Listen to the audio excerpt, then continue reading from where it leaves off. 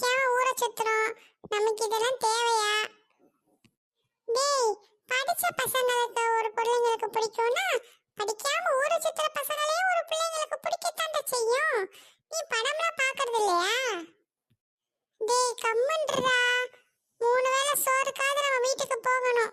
அதை இதையும் பண்ணிக்கிட்டு அங்கேயும் போக விடாம பண்ணிடாத. போறதுக்கு போக்கடலடா எனக்கு.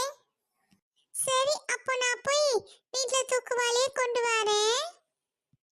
பார்த்தேன் பார்த்தேன் பார்த்தேன், சுட சுட ரசிச்சேன் ரசிச்சேன் ரசிச்சேன், கவனை குறையில் என்னை கொள்ளுதே.